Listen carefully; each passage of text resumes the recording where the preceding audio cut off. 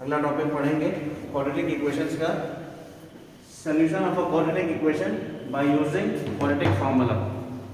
तो मतलब कि क्वाड्रेटिक इक्वेशन को क्वाड्रेटिक फार्मूला यूज करके कैसे सॉल्व कर सकते हैं, यानी कि अगर एक क्वाड्रेटिक इक्वेशन है उसके रूट्स निकालने हैं तो क्वाड्रेटिक फार्मूला को यूज करके उसके रूट्स कैसे निकाले जा सकते हैं। Let there be a quadratic equation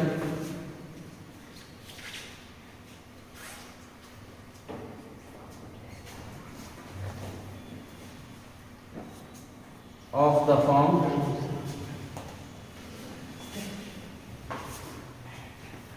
ax square plus bx plus c is equals to 0। ठीक है, let there be a quadratic equation of the form ax square plus bx plus c is equals to 0. Then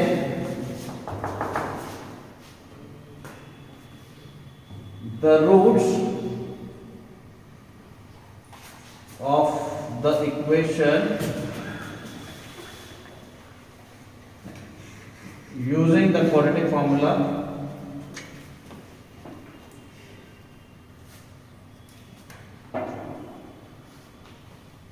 the roots of the quadratic equation using the quadratic formula are given by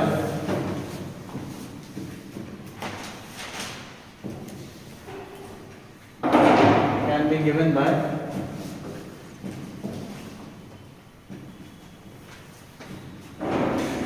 x is equals to minus b plus minus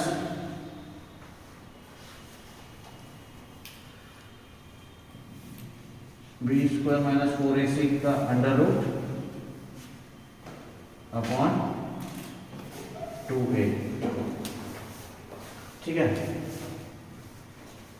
ये ही मेरा quadratic formula होता है। इसको Shridharacharya formula भी कहा जाता है। ठीक है, श्रीधराचार्य फॉर्मूला भी कहा जाता है। यही हमारा क्वाड्रेटिक फॉर्मूला होता है। ठीक है, ऑब्वियसली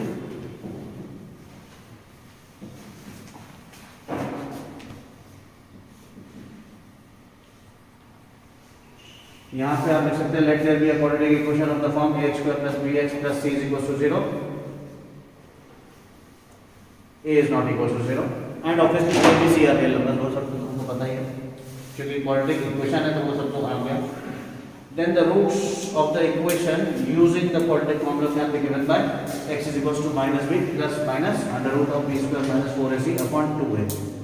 ठीक है, अगले सेक्शन में जब नेचर ऑफ रूट्स पढ़ेंगे तो ये बताएंगे कि b स्क्वायर माइनस 4ac को डिस्क्रिमिनेंट भी कहा जाता है। ठीक है, तो ये हमारा थ्योरी टॉपिक है, ये रूट्स निकालने का फॉर्मूला है। अब इसको समझते हैं कि कैसे अप्लाई करते हैं। ठीक है, तो इसको अप्लाई कैसे करते हैं ये समझ लेते हैं। तो एग्जांपल समझ लेते हैं कि ये क्वाड्रेटिक फॉर्मूला अप्लाई कैसे होता है। ठीक है, क्वाड्रेटिक फॉर्मूला को श्रीधराचार्य फॉर्मूला भी बोला जाता है। तो एग्जांपल समझते हैं।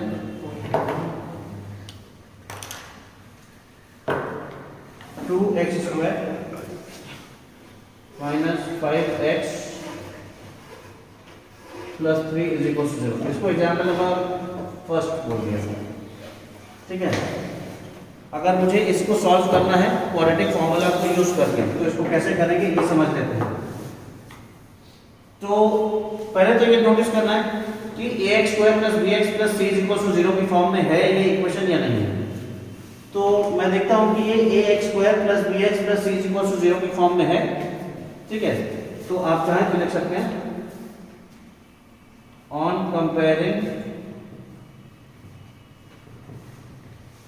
the given equation with ax square plus bx plus c is equals to 0 we get क्या मिलेगा अपने को। a क्या है, x स्क्वायर का कोफिशिएंट है और यहाँ पे x स्क्वायर का कोफिशिएंट क्या है 2, तो a is equals to क्या होता है 2। b क्या है, x का कोफिशिएंट है और यहाँ पे x का कोफिशिएंट क्या है -5 है। ठीक है, जब भी हम कोफिशिएंट कंपेयर करें, जब भी हम कोफिशिएंट्स लें तो अलोंग विद द साइन लें। तो यहाँ पर b का कोफिशिएंट क्या, b क्या है -5 और c क्या है कांस्टेंट है, यहाँ पे कांस्टेंट क्या है 3 है। कांस्टेंट मतलब वो टर्म जिसके साथ में वेरिएबल अटैच्ड ना हो। तो यहाँ पर 3 है जिसके साथ में वेरिएबल यानी कि x यहाँ पर अटैच्ड नहीं है, तो कांस्टेंट क्या हो जाएगा 3 हो जाएगा। ठीक है, तो ये हमारा ये हो गया। अब आप लिखेंगे now using the quadratic formula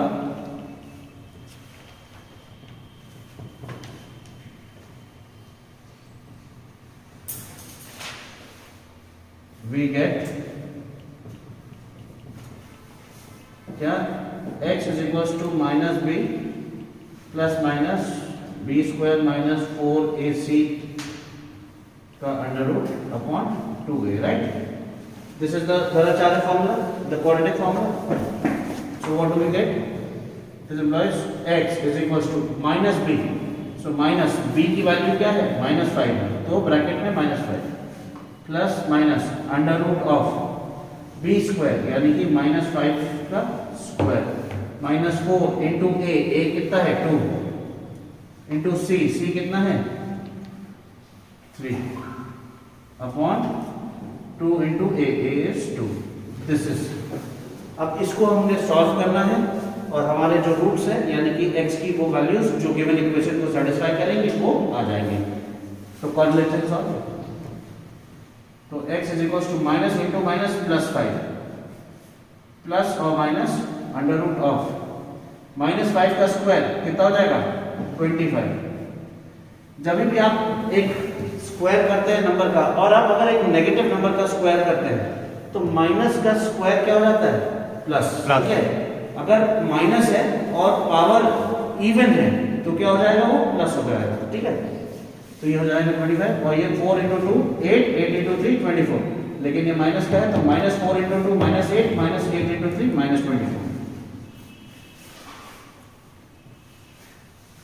ये हो गया, इसको आगे बढ़ा देते हैं।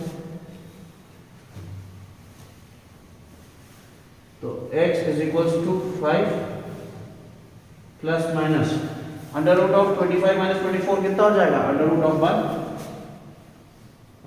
अपॉन 4। तो this implies x is equals to 5 plus minus 1 upon 4। तो प्लस और माइनस जो लिखा होता है वो क्या होता है कि एक बार प्लस एक बार माइनस, यानी कि x is equals to 5 plus 1 या फिर 5 माइनस 1। ठीक है, तो ये हो जाएगा x is equals to 5 plus 1 upon 4 या फिर x is equals to 5 minus 1 upon 4। तो ये जो प्लस और माइनस होता है वो एक्चुअली क्या होता है प्लस और, इंग्लिश का और माइनस। ठीक है, प्लस और माइनस। हिंदी में बोलेंगे तो ये प्लस या फिर माइनस। तो ये हो जाएगा x is equal to 5 plus 1 कितना हो गया 6 अपॉन 4 और ये क्या हो जाएगा x is equal to 4 upon 4। तो ये 3 2 और ये 2 2 तो x is equal to 3 upon 2 हो जाएगा। आप इसे कैंसिल कर सकते हैं, 3 2 2 2 और x is equals to 1. So therefore x is equals to 3 by 2 or 1 is the solution.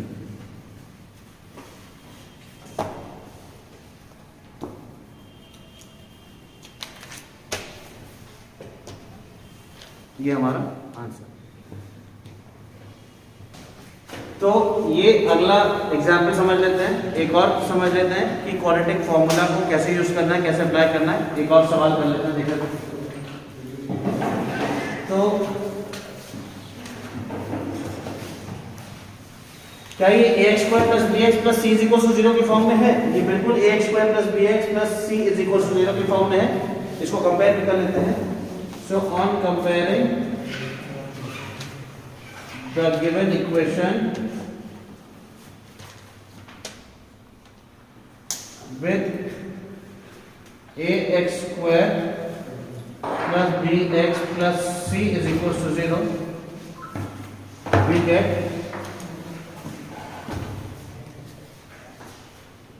क्या मिलेगा?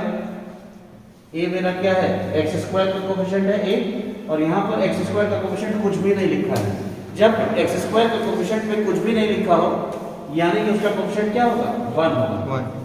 या क्यों? क्योंकि एक्स स्क्वायर को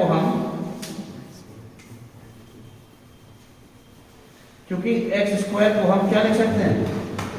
1 इंटू एक्स स्क्वायर लिख सकते हैं। लिख सकते हैं या नहीं लिख सकते हैं? 1 इंटू एक्स स्क्वायर, यानी कि 1 इंटू एक्स स्क्वायर। तो यहाँ पर हम कहते हैं कि एक्स स्क्वायर के साथ में 1 का मल्टीप्लिकेशन हो रहा है, इसलिए एक्स स्क्वायर का कोफिशिएंट क्या है? 1। ठीक है।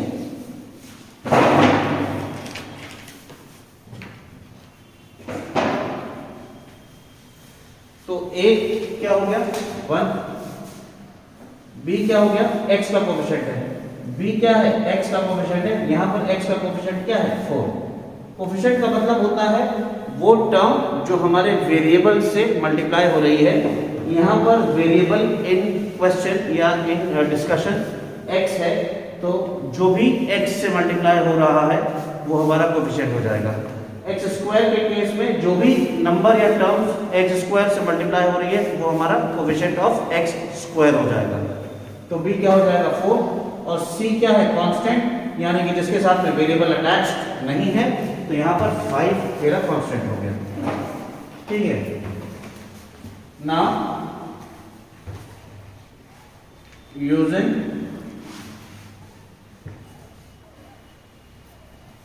क्वाड्रेटिक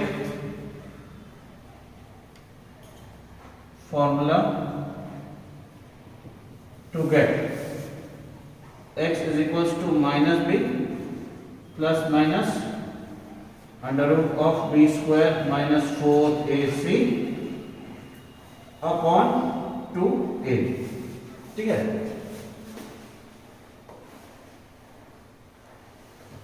टू ए। तो चलिए वैल्यूज सब्स्टिट्यूट करते हैं और x की वैल्यूज निकाल लेते हैं। तो x is equals to minus b की वैल्यू क्या है? 4 plus minus under root of b square यानी कि 4 का स्क्वायर माइनस 4 इंटू a की वैल्यू क्या है? 1 इंटू c की वैल्यू क्या है? 5 अपॉन 2 इंटू a क्या है? 1। ठीक है। अब इसको आगे सॉल्व कर लेते हैं। तो x is equals to minus 4 plus minus 4 का स्क्वायर होता है 16 माइनस 4 इंटू 5 कितना होता है? 20। 2 इंटू 1 कितना हो जाएगा? 2।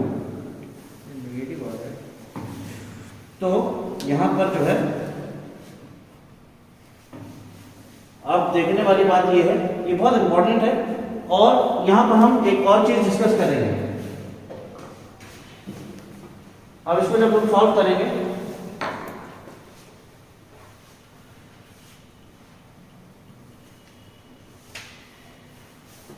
तो ये हो जाएगा x is equals to minus 4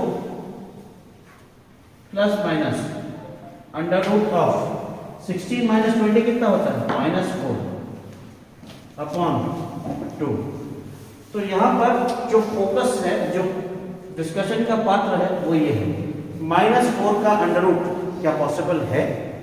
अगर है तो क्या, और अगर नहीं है तो क्या, कैसे समझेंगे कि स्क्वायर रूट ऑफ -4 होगा या नहीं होगा। तो क्लास 10th के बच्चों के लिए -4 का अंडर रूट, एक्चुअली -4 का अंडर रूट एग्जिस्ट तो नहीं करता है। ठीक है, रियल में कोई नंबर एग्जिस्ट नहीं करता है, किसी भी नेगेटिव नंबर का स्क्वायर रूट एग्जिस्ट नहीं करता है। मतलब कि अगर आप किसी भी एनी नेगेटिव नंबर,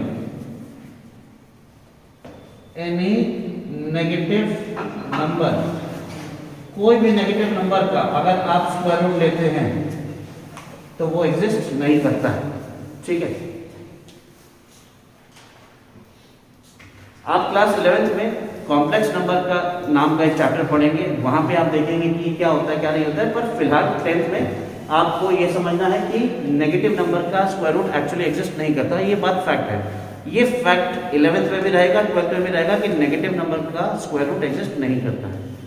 समझ लीजिए 4 का स्क्वायर 16 होता है और अगर -4 का स्क्वायर किया जाए तो भी 16 होता है। यानी कि इसको हम कोलैबोरेटिवली ये कह सकते हैं कंबाइन करके कि अंडर रूट ऑफ 16 जो होगा वो या तो +4 होगा या -4 होगा, वो या तो +4 होगा या फिर -4 होगा, मतलब कि प्लस और -4 होगा। मतलब अगर आपने 16 का रूट लिया तो आप 4 का स्क्वायर किया, नंबर का स्क्वायर किया, आपको 16 मिला, तो आप लेफ्ट से राइट हैंड साइड गए। अब अगर राइट हैंड साइड से आपको लेफ्ट हैंड साइड आना है तो आप क्या करोगे, आप स्क्वायर रूट लोगे। मतलब आपको 16 से 4 पे आना है तो आप क्या करोगे, स्क्वायर रूट लोगे, या 16 से -4 पे आना है तो आप क्या करोगे, स्क्वायर रूट लोगे। तो 16 का आपने स्क्वायर रूट लिया तो या तो आपको +4 मिलेगा या -4 मिलेगा, ठीक है। मतलब कि देखने वाली और समझने वाली बात ये है कि अगर आपने पॉजिटिव नंबर का स्क्वायर लिया तो आंसर आपका कैसा है, पॉजिटिव है, और अगर आपने नेगेटिव नंबर का भी स्क्वायर लिया तो भी आंसर आपका पॉजिटिव है। तो या तो आपका नंबर पॉजिटिव हो सकता है या नेगेटिव हो सकता है। अगर पॉजिटिव है तो भी उसका स्क्वायर पॉजिटिव है, और अगर नेगेटिव नंबर है उसका स्क्वायर भी पॉजिटिव है। यानी कि कहीं पर भी कोई ऐसा नंबर नहीं मिल रहा है हमें कि अगर हम उसका स्क्वायर लें तो हमारा स्क्वायर करने के बाद में आंसर नेगेटिव आए, ऐसा होता ही नहीं है। जब आपको किसी भी नंबर का स्क्वायर करने पर कभी एक नेगेटिव नंबर मिल ही नहीं सकता है एज रिजल्ट या एज आंसर, तो आपको नेगेटिव नंबर का स्क्वायर रूट कैसे मिलेगा। जब आपके पास में यहाँ पर कोई नंबर ही नहीं है, यहाँ पर कोई नंबर ही नहीं है जिसका स्क्वायर करें और आपको नेगेटिव नंबर मिल जाए। आप किसी नंबर का स्क्वायर कीजिए और आपको आंसर के तौर पे नेगेटिव नंबर मिल जाए, एग्जिस्ट ही नहीं करता। तो यहाँ से यहाँ का प्रोसेस कैसे एग्जिस्ट करेगा। जब आप लेफ्ट टू राइट जा ही नहीं सकते तो आप राइट टू लेफ्ट कैसे आ जाएंगे। यानी कि राइट टू लेफ्ट का मतलब क्या है कि आप किसी भी नेगेटिव नंबर का स्क्वायर रूट कैसे ले लेंगे और आपको वो कैसे वैल्यू मिल जाएगी, वो मिलेगी ही नहीं, वो मिलेगी ही नहीं, does not exist.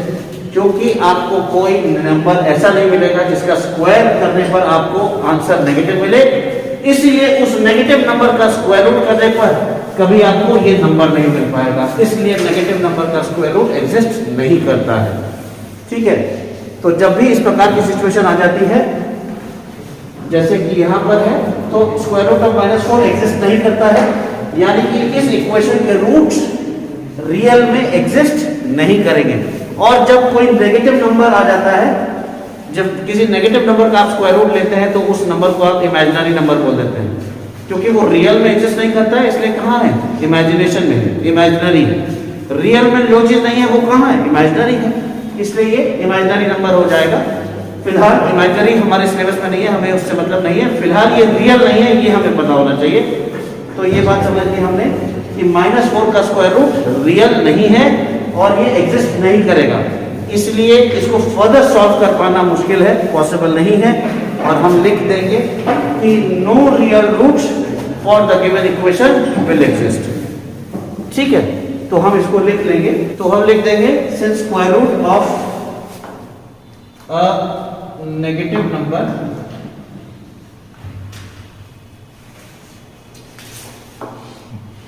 does not exist, therefore we say that no real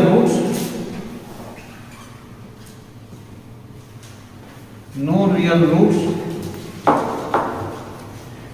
for the given equation will exist.